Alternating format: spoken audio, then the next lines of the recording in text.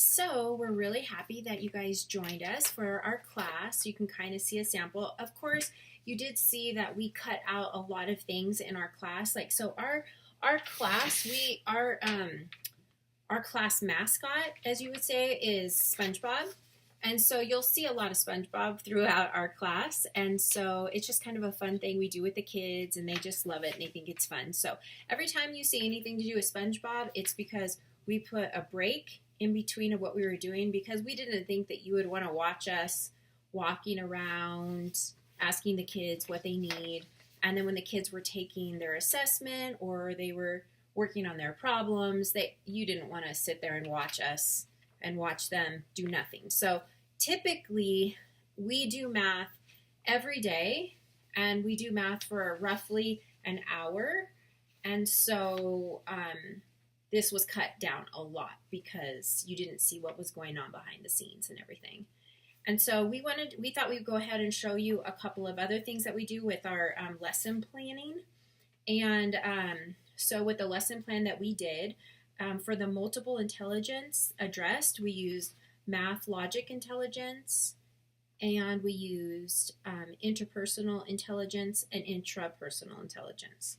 So, and then for the assessment, you guys saw that we used, where's that sheet of paper? Oh yeah, the pumpkin patch one. And that was so that we knew that everyone understood, because we are going to continue to work on addition for the rest of the week, but it's going to start getting trickier and trickier, and we don't want to lose any of our students. And so we just want to make sure everybody completely understands what we are working on. And what we choose to do, what most people do, is we always think ahead together, and we say, oh, okay, we want to help kids that really know what they're doing. They're advanced. We want to give them more to do so that they don't feel bored. And vice versa, kids that might be struggling, we want to help them and make them feel confident and good about what they're doing. And we want them to learn, and because everybody learns so differently. And so for the kids that are more advanced, we would suggest having, instead of adding 2 sets of numbers, add 3 sets of numbers, because that really does add a very challenging aspect to it.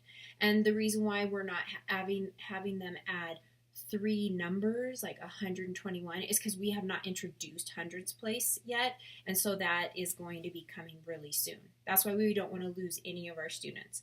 And then if, to make it easier for the students, we would suggest using smaller numbers. So instead of like 25, use maybe 10. Stick with just easier numbers that the kids can really grasp. And if they're really, really struggling, then I would suggest using numbers under 10 so that they understand like 8 plus 2 and things like that. And then, of course, this was only one lesson that you guys saw of ours, and we do a lot of word problems, and we try and use the kids that are in our class to make it interesting and fun so that they feel involved with it.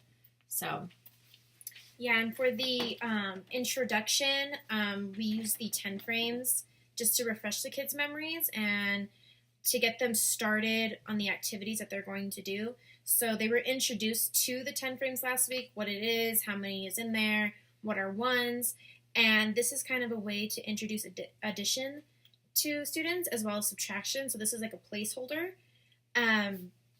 For the activities, what we did is we would give the students a certain number. So not only do they have to create the number using the 10 frames, they have to add them all together.